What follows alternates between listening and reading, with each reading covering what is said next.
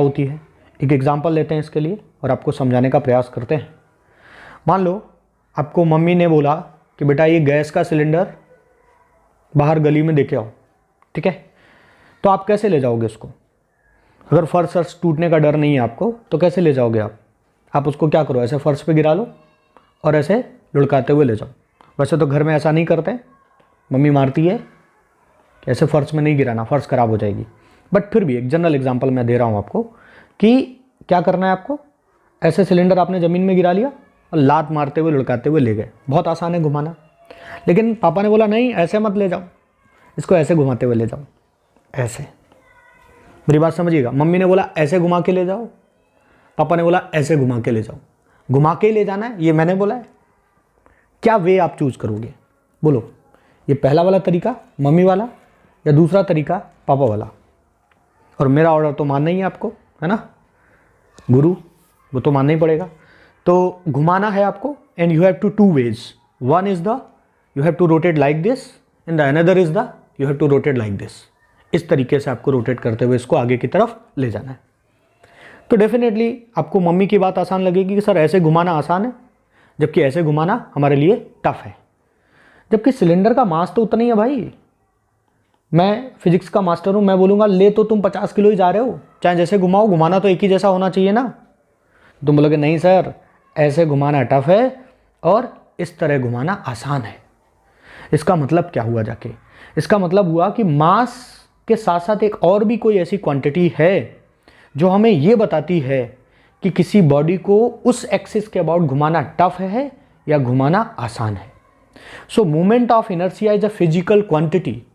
Moment of inertia एक ऐसी physical quantity है जो आपको इस बात का आइडिया देगा कि किसी बॉडी को किसी एक्सिस के अबाउट घुमाना टफ है या आसान है।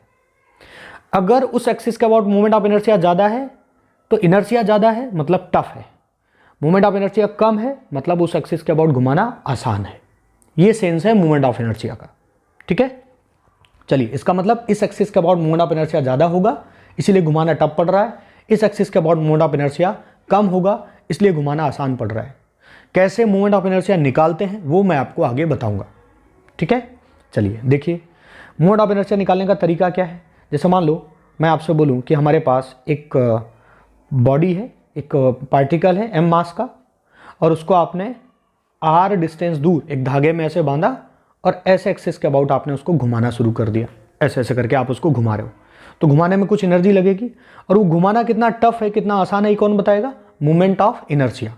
तो इस मास का मोमेंट ऑफ इनर्शिया लिखने का तरीका, moment of inertia is a scalar quantity जिसको हम I से दिखाएंगे, और इसके मोमेंट ऑफ इनर्शिया को लिखने का तरीका है mr square, where m is the mass of that particle and r is the perpendicular distance from the axis of rotation. जिस एक्सिस के अबाउट आप उसको घुमा रहे हो उससे उसकी कितनी परपेंडिकुलर डिस्टेंस है, ये जो क्वांटिटी आई इसको हम लोग बोलेंगे मोमेंट ऑफ इनर्शिया। यूनिट क्या हो गया? kg metre square.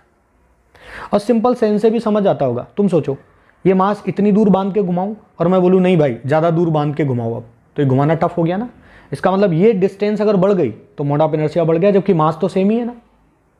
तो मास किसी एक्सिस से डिस्ट्रीब्यूटेड कैसे, कितना दूर है उस जिस एक्सिस के अबाउट घुमा रहे हो, उसका आपको सेंस कौन देगा? उसका आपको सेंस देगा मोमेंट ऑफ इनर्शिया। और ये फिजिकल क्वांटिटी आपको बताएगी उस बारे में कि मास कितना दूर है।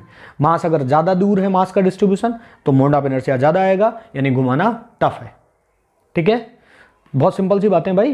जैसे मान लो ये 2r और यहाँ पर m है, तो इसको घुमाना टफ है, इसको घुमाना आसान है। क्यों? क्योंकि ये जो आप ग्रीन वाला देख रहे हो इसका मोमेंट ऑफ इनर्शिया ज़्यादा है और इसका मोमेंट ऑफ इनर्शिया कम है, ठीक है। आइए, स्केलर क्वांटिटी है, डायरेक्शन डायरेक्शन का कोई लेना देना है नहीं, आसानी से आप इसके सिंपल क्वेश्चन कर सकते हैं। जैसे मान लो मैंने बोल दिया भाई ये एक्सिस है, इस एक्सिस के अबाउट मास ले लो, यहाँ पर ले लिया m r दूरी पर, एक मास ले लिया 4m 3r दूरी पर, एक मास इधर ले लिया m है ना 2r दूरी पर, और इस एक्सिस के अबाउट, अब इस एक्सिस के अबाउट ऐसे घुमाऊँ या इस एक्सिस के अबाउट ऐसे घुमाऊँ, इससे मुझे कोई लेना देना नहीं है। घुमाना कितना टफ है कितना आसान है उसमें आपको घुमाना दिखाना जरूरी नहीं है, ठीक है। तो ये बिल्कुल कंफ्यूज मत होना कि ऐसे घुमाएंगे तो आंसर कुछ और आएगा। डायरेक्शन है ही नहीं भाई इसमें, स्केलर क्वांटिटी है ये डिस्ट्रीब्यूशन पर डिपेंड करता है। ये इस बात पर डिपेंड ही नहीं कर रहा कि आप कैसे घुमा रहे हो, बस ये बता रहा है कि अगर आप घुमाओगे तो घुमाना टफ होगा। तो आप इसका इस एक्सिस का अबाउट अगर आप मोमेंट ऑफ इनर्शिया लिखना चाहते हो तो कैसे लिखोगे बताइए जरा। तो बहुत सिंपल बात है sir, moment of inertia scalar quantity है, सारी क्वांटिटीज की जोड़ देंगे, मोमेंट ऑफ इनर्शिया जोड़ दीजिए। इस पहले वाली क्वांटिटी का देखिए क्या होगा, mr², दूसरी वाली क्वांटिटी का 4 मास है और 3r का स्क्वायर डिस्टेंस जो भी होगा, और प्लस m और इसका कितना है 2r है स्क्वायर। सॉल्व करके आप लिख देंगे, जो भी होगा आंसर होगा आपका। तो बहुत सिंपल सी बात है। आई होप आपको समझ आया होगा मोमेंट ऑफ इनर्शिया एग्जैक्टली मैं किस बात की कर रहा हूँ मोमेंट ऑफ इनर्शिया की। अब मोमेंट ऑफ इनर्शिया पर थोड़ी सी और बातें करते हैं। देखिए जरा, जैसे मान लो थोड़े सवाल बनाते हैं इस पर। जैसे मान लीजिए मैं आपसे बोलूँ कि हमारे पास है कि ये स्क्वायर है, जिस स्क्वायर पे हमने यहाँ आइडेंटिकल मासेस रख दिए m m m, ठीक है, ऐसे करके। ये पॉइंट मासेस हैं, बिल्कुल बहुत छोटे मासेस हैं। और याद रहे हमने जो भी अभी तक आपको कराया है वो सब छोटे छोटे पॉइंट मास लेकर ही कराया है। अब मैं तुमसे बोलूँ कि हमारे पास एक्सिस ऑफ रोटेशन ये है, ठीक है, this is the axis of rotation, जिसके अबाउट आपको इसको घुमाना है, ठीक है। ऐसे 4 मासेस रखे हुए हैं, सबकी साइड ले लेता हूँ मैं कि भाई सबकी साइड ए है, ओके। और आपको इस एक्सिस के अबाउट क्या लिखकर दिखाना है, मोमेंट ऑफ इनर्शिया। कैसे लिखकर दिखाओगे, सारी क्वांटिटीज की मोमेंट ऑफ इनर्शिया लिख के जोड़नी है। अब तुम देखो ये जो मास है वो तो एक्सिस पर ही आ गया, तो उसका आर क्या हो गया 0। अगर कोई भी मास उसी एक्सिस पर ही है, उससे कोई परपेंडिकुलर डिस्टेंस नहीं है, तो उसका मोड ऑफ इनर्शिया कितना हो गया 0। तो सारे मासेस का मोड ऑफ इनर्शिया लिखिए, पहले इसका लिखिए, फिर इसका लिखिए, फिर इसका लिखिए, फिर इसका लिखिए, सबको जोड़ दीजिए। तो लिखिए, देखिए क्या होगा mode of inertia. Sir mode of inertia होगा I इज इक्वल टू, इस वाली क्वांटिटी का तो 0 हो गया, इस वाली क्वांटिटी का होगा कितना होगा, परपेंडिकुलर डिस्टेंस देखो सीधा क्या होगी सर ma²। ऐसे इस वाली क्वांटिटी का क्या होगा ma², और ये 2 क्वांटिटी का तो क्या आ गया 0, इसका और इसका, है ना, इनका क्या आ गया है 0। तो आंसर कितना आ गया आपका, आंसर आ गया सर 2ma²। बहुत सिंपल सी बात है ना, कोई दिक्कत कोई परेशानी नहीं। आपको परपेंडिकुलर डिस्टेंस से मतलब है और कुछ नहीं। जैसे मान लो इसी सवाल में मैं ऐसे बोल देता तुमसे, देखो थोड़ा सा डाटा चेंज करते हैं, ऐसे कर देता कि भाई यहाँ पर ये जो एक्सिस है ना उसको ऐसे ले लेता, देखो ऐसे ये एक्सिस ले लेता, ओके। और फिर आपसे पूछता अब बताओ मोमेंट ऑफ इनर्शिया, ऐसे घुमाना है, अब बताइए मोमेंट ऑफ इनर्शिया। स्क्रीन रोक कर करके देखिए कैसे करेंगे बताइए। आप तो जानते हैं कि इन क्वांटिटी का मोमेंट ऑफ इनर्शिया क्या होगा 0, केवल इन्हीं 2 क्वांटिटी का मोमेंट ऑफ इनर्शिया आएगा। कैसे निकालेंगे इन 2 क्वांटिटी का मोमेंट ऑफ इनर्शिया, तो आपको क्या चाहिए होगा, आपको परपेंडिकुलर डिस्टेंस चाहिए होगी। तो परपेंडिकुलर डिस्टेंस क्या होगी, यही तो होगी भाई परपेंडिकुलर डिस्टेंस, है ना। ये परपेंडिकुलर डिस्टेंस कितनी होती है आप जानते हैं, अगर ये साइड ए है, ये साइड ए है, तो ये हाफ डिस्टेंस a/√2 होगी, इधर भी हाफ डिस्टेंस a/√2 होगी। और मोमेंट ऑफ इनर्शिया आपको लिखना है, तो इन क्वांटिटी का तो 0 हो गया बिकॉज ये एक्सिस पर ही है, इनका r 0 है। इसका मोमेंट ऑफ इनर्शिया, इसका मोमेंट ऑफ इनर्शिया आपको लिख के जोड़ दीजिए, क्या आएगा बताइए m, और डिस्टेंस कितनी है उसकी a/√2 का स्क्वायर प्लस m a/√2 का स्क्वायर। आंसर आ गया, सॉल्व करके लिख दीजिए ma²/2 ma²/2, आंसर कितना आ गया ma², आंसर आ गया आपका।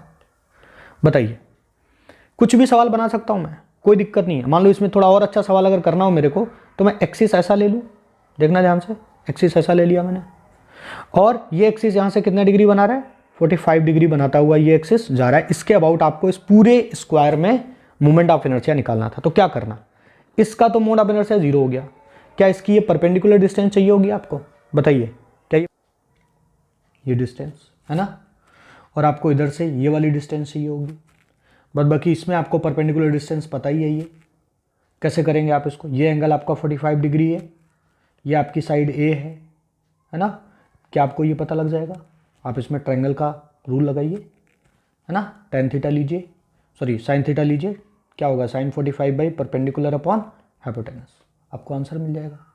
तो अगर आपको ये डिस्टेंस पता है, आपको ये डिस्टेंस पता है, आपको ये डिस्टेंस पता है, और आप इन मासेस के मोमेंट ऑफ इनर्शिया लिख लेते हैं, तो आपके लिए ईजी होगा इसको लिखना, कोई टफ टास्क नहीं है ना, आसानी से आप लिख सकते हैं। लिखकर आप इसका आंसर कमेंट बॉक्स में डालिए, ये एग्जाम्पल नंबर 1 और उसके नीचे इसका आंसर लिखिए, कमेंट करिए इसको, ठीक है। तो ये हमने आज के लेक्चर में बहुत बेसिक बातें की। आप और भी कुछ क्वेश्चन घर पे अटेम्प्ट कर सकते हो। जैसे मान लीजिए ये हमने एक इक्विलेटरल ट्रायंगल ले लिया, यहाँ पर मासेस रख दीजिए mm मास, है ना, और सेंटर से यानी सेंट्रॉइड से एक एक्सिस पास करा दीजिए परपेंडिकुलर टू द प्लेन ऐसे करके, और ये साइड ए ले लीजिए और मोमेंट ऑफ इनर्शिया लिख के दिखाइए। तो बहुत इजी बातें की आज के लेक्चर में, बहुत बेसिक बात की मैंने, ठीक है। कैसे पॉइंट का कई जगह आपको सिमेट्रिक शेप दिया जाएगा, कहीं पर आपको क्यूब बना के दे सकते हैं, कुछ और भी बना के देख सकते हैं, है ना। तो आपको ध्यान किस बात पे देना है, एक्सिस पर और उस एक्सिस से परपेंडिकुलर डिस्टेंस पर, बस आपको इतनी बात पर ध्यान देना है, ठीक है। तो आज का लेक्चर बहुत बेसिक था। नेक्स्ट लेक्चर में हम और भी मोड ऑफ इनर्शिया पर बहुत इंपॉर्टेंट बातें करने वाले हैं। बहुत ही बेसिक बातें की हमने आज के लेक्चर पे, ठीक है। आपको केवल इसका मीनिंग बताया है बस। चलिए मिलते हैं अगले लेक्चर में। Thank you very much.